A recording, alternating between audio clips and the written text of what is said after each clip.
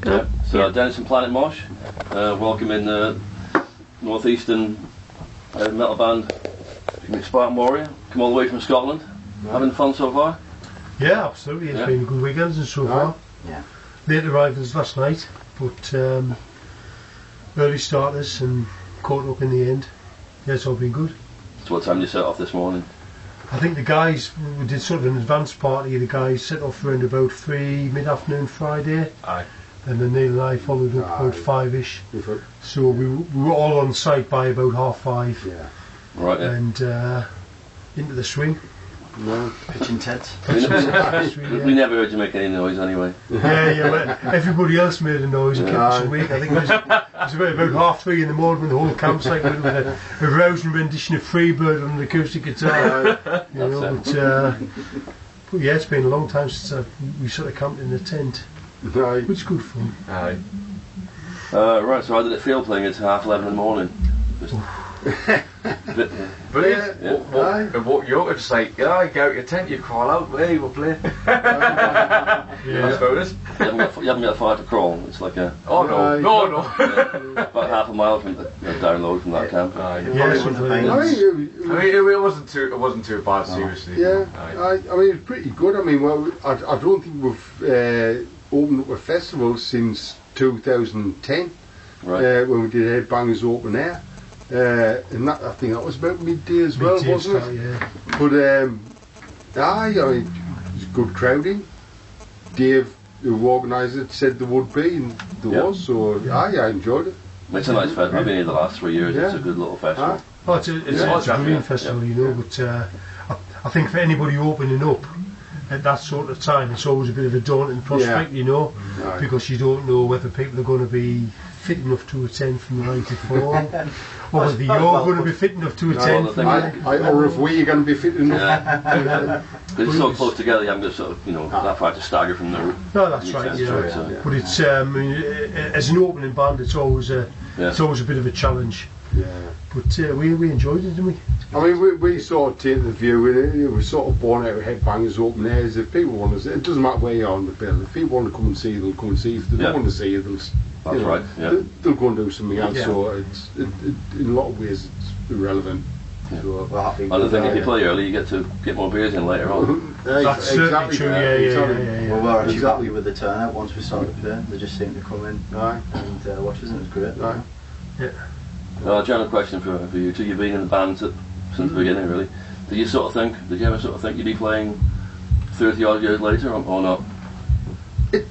It's a bit of a weird one, that, because obviously when you first get into it and you're looking at people that you aspire to be like, I mean, when I was growing up, when I was go and watch Rainbow, who were playing tonight. Dan was going to go and see them, wasn't he? And Sabbath and Ozzy with Blizzard of Oz and people like that, and you think, I'd love to do that, and it's going to last forever, and then you sort of get a bit older and realise it isn't going to last forever, and it doesn't. So when I first started doing it, yes, I did hope I would be doing it for as long as I have been, but now I'm here and it's been 30 odd years, I'm like really grateful I have. Yep. It's really strange to think that I'm actually still here. And so I think we played in Spain, and it was like a pinch yourself moment. Yep. It was like, can you believe we're here doing this? Now, 30 years on, so It was exactly the same in Athens. Yeah. We played Rock in Hell Festival in Athens, and if somebody had said to me in a dim and darkened basement in Sunderland Town Centre at a rehearsal on a Monday night, you guys, Spartan Warrior, will play in Athens in 32 years' time. Yeah. Not a chance. Yeah. No, it's not going to happen, you know. Right. But it just generates such good memories, you know, and it's. And I don't think that's just us. I think it's a lot of the bands from the same era. I think the people I've spoken to think exactly the same. They're so grateful they're still here and doing it. And just going to say, I think that a band like yourself, and Tiger Pants, Hang and Raven, so on. I think you're more stubborn than a lot of the newer bands. You sort of think, you know, well, we're going to carry on, we're not going to stop. Well, you know, I mean, we were talking about today and about why you do it and sort of the financial aspect of it, because it does cost money to run a band, but you get into it initially because you're drawn to do it, and that doesn't go away. You still want to do it, and you still like playing, and you still like doing gigs, and you still like recording. So to a certain extent, it's you're driven to do it, and that's all that really matters at the end of the day. So, and I think everybody's the same. Everybody that gets into a band gets into it because they like doing it. Yeah. So it's in the blood, as I say, isn't it? Yeah, I'd say definitely. Yeah. It's in the blood. So. Right, last time I spoke to you, a few months ago in Northwich, we talked about a new album. How's that progressing now?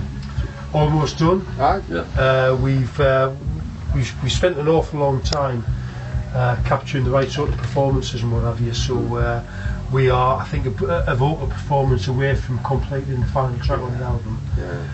And then it's going to be over to Neil down to mixing to mix it and get it mastered. Yeah. The original target was around about August, but it's impossible to say, you know. But I think we would all like to think it's going to be out late this year, beginning of next year. Aye.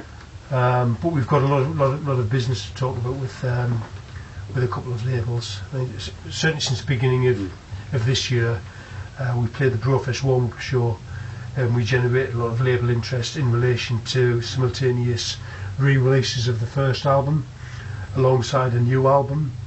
But we have other people to consider from the original lineup who have a vested interest in the first album, right, and any future sort of re-release. So it can make things from a business perspective very, very difficult. Unfortunately, yes.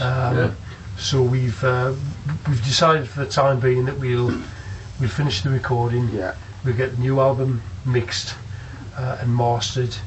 Then we'll speak to the 3 labels that have spoken to us so far about a release for the late part of this year for the new album, and then we'll think again about a re-release of the first album sort of simultaneously. Yeah. But it's almost there, which is good. It's almost there.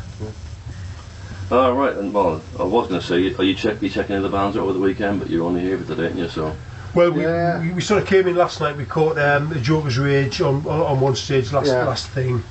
I'm quite keen to see Inglorious on the back of their most recent appearance, and Sister Rose. Aye. I mean, I love Sister Rose. Yeah. Really good band. You know, I know that Tyson Dog, who are very good friends of ours, have a huge amount of respect for Sister Rose. I think they're from the same sort of area that Kev's now living in, and they were good enough to come out and play the Brofest warm-up show with us at the early part of this year, and they were really, really good and a nice little lads, you know. So we were delighted to be able to come up here and play a festival alongside them. Yeah. And I think we've got another one coming up, haven't we, in Glastonbury in August. I think it's August. With Sister Rose again, you know. So it's nice to hook up with other musicians. It's nice to hook up with people that you look up to, you've got a lot of respect for, and go out and do your thing and be mutually supportive, you know. So you knew them from back in the day then? No, only recently. Right. Yeah. I mean, it's a bit of a funny thing, because that's cropped up when I've been talking to people in the past about who did you know back in the day, and I think back in the day people tended to keep themselves to themselves and go and do what they did. I think it's sort of closer now. I know more people from other bands now than I did from back then. I mean, it's only since we're Re4 I got to know the likes of Kev and the Tyson Dog and the Avenger lads and the lads from Raven and Holocaust, and it seems much more closely knit now, and everybody working together than it ever was. I'm sort of guessing that everybody's matured to a degree, because back then there was this huge thing, competition, something to prove, and everybody was pitted against the next man, you know. But now people keep in touch. If you've got a gig, do you want to come out and play? And it's mutually supportive, and it's an absolutely fantastic scene now. Really, really good, and we sort of make no secret about it that we're very close friends with people like John Mortimer, Scott McGrath, and Mark McGrath and Scott Wallace from Holocaust, people like Kev from Tyson Dog, Gaz Young from Avenger. You know, we're all pretty tight. You know. Nice one. Yeah. I mean, I think I put a post on Facebook recently saying, "Isn't the best thing in the world that the music you like is the music your friends are making?" It's like it doesn't get any better than that for me. No, Yeah. That's the way I thought it always was. It's just like when I first joined the band. I mean, I'm, you know, in my mid-20s. I thought it always was back then. Oh, are you friends with Raven? Are you friends with Avenger? Are you friends with Tyson Dog, Venom, Altencraft? Yeah. All these bands, just like, well, no. I was like, what? It's just, but then you realise, just like the other side of the coin, just like you make a band, you do this, you do your own thing. Next thing you know, 25 years down the line, what? I'm part of this thing called what's this? New wave British heavy metal. What's that? Just Right. But to be fair, from a person my age to be playing with obviously Dave and Neil, I obviously found my local area part of that sort of movement. Just like Neil the drummer, just I'll do it. There was no second question about it. I'll try. I'll give it a go. I'll try my best. It's up to you. But I think Charlie did you did a project also at uni, didn't you, or at college or something? Or? I remember a college student. I can't remember what it was, but I remember like making this little stint about heavy metal and one of the essays, whatever, and just like I do it in front of everybody else on the course, and just like I've done like a slight little reference on you with British heavy metal, so I thought, you know what, if I'm going to do it, I may as well do it as local as I can. So Spartan is a local band. I played Amon Heat. I can't remember what I said. It was just Right. Yeah. Yeah. So take today was your final audition, was it? Yeah, we just can't shake him off, you know. 5-year-old. Have I passed him? He's the driver, is he? Yeah, absolutely driver. You wouldn't trust me driving. Right, Sim, you're the youngest member of the band. The youngest member of the band currently isn't here. Yeah, that's why I said we got like an X there. Like, who's your sort of major influences in the drums that you made you want to start playing? I suppose when I first started playing the drums, this is going to sound really stupid, but when I first wanted to start playing the drums, I was starting to get like hard rock, heavy metal music at the time, like early 2000, 2001, 2002. The only reason why I started playing an instrument was because it got me out of lessons. Right. In maths in particular, I just thought, you know what, I'll do that. Yeah, you still can't count it quickly either, you know what I mean? So maths did no good at all. But besides Tony's Bay, I'm the only drummer who kind of count to 4, right? So I'm just going to put that on record, right? But Can't pause that. but I mean, the more I got into it, it's just like, then I heard, obviously, this is going to sound very stereotypical from a bloke who was like my age, obviously Tim as well. I heard Metallica, Master of Puppets. That's the type of drums I want to go in my direction. Next thing I know, I'm going more flashy direction. That's what I want to do. That's what I want to play. And I'm going back a little bit more traditional side of things. But it wasn't until I was at college. I was very into the new wave British heavy metal for the age I was at the time. But there was a lad I was with on the course who was the son of the original drummer of the band, Spartan. Right. And obviously, just like, I knew a Battle Axe as far as local bands went, but for some reason Spartan didn't come up on my radar. I was like, why did this band not come up on my radar for? So next thing you know, I got to know the rest of the lads in the band, more obviously Neil and Dave, Gordon the original bassist, and Mark was playing guitar at the time, and the original drummer Gordon, who was actually like one of the nicest blokes I've ever met. And next thing you know, like obviously my old other band did a couple of gigs together just off the belt, and the near the drummer for this one gig, I just thought, I'll do it, not having any intention of joining the band. Just thought I just want to a few mates. Next thing you know, around your house, Neil, had a jump through a few songs that went that well. Just like, you know what, I'll have you do this full time. But at the same time, I was thinking, you know what, if you don't want us to join because the age I am, or if you want to find someone who's more like your age range or like more old who can count. Just like, okay, more that era, so to speak. Was like, no, you're fine, that'll do. Just like, oh, great. That'll do. Put it nicely, right? But just you've been paid yet? But to be fair, like, I'm in my mid-20s. I'm playing music with. Can you stop saying that? you know, in front of us 4 people. Oh, sorry. Mitch Benson. Once, you know. No, but no, honestly, seriously, the fact I get to play music with a band who consider to be part of a new wave of British heavy metal. Yeah. But that, obviously, for Neil and Dave, that's their natural way of writing songs. I get to be a part of that. That's great for me.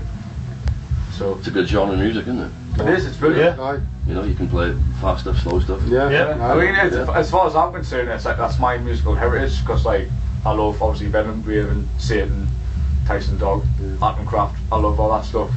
Well, With well, the band, aye. it's I won't want to be anywhere else. I mean, even with Robin, it's so diverse within that genre anyway. It's, you know, it's a good thing to be involved. For me, it just opens up all sorts of possibilities, you know, like musically, because it's so diverse. Yeah. So, Right, Tim, your turn now. What was your bass players' influences when you were growing up? I very much like Cliff Williams in the way. It's probably a controversial thing to say because there's a lot of people who don't like Cliff Williams for some reason. They refer to him as a boring bass player. I don't think he is that. What Cliff Williams does, he locks in really well with the drums. Yeah. And to me, that's what a bass player should do. Yeah. And that's certainly a style that I try to emulate. And Charlie's a great drummer. He's very good to lock in with. Even we can't count. Even when he can't count, you know. And it just makes for a good, powerful sound, and it suits Spartan Warrior. That's just made me think I completely avoided that question. Who are my influences? But like, Can't change it now. nah. so who is he influenced, Charlie? Well, Right. I suppose drum direction. I suppose. I suppose when you put the drums in the direction I do, I say like Lars Ulrich, Dave Lombardo. Right. I suppose also in particular, but like I was more like thrash orientated for my drumming. Just like anytime I get behind the kit, the most I want to do is like, Yeah. Yeah. you know, Neighbours go, it's slow it down. that's my natural beat. I mean, I love like all Paul Boss stuff, even like German drummers like Greg Chris Witchunder from Solomon, who's like Yeah. obviously died a few years ago. Like, it's more a case like I know drummers when I hear them, but like it comes to a point where like if you play a certain style, that's more like it tends to blend into one, so to speak. So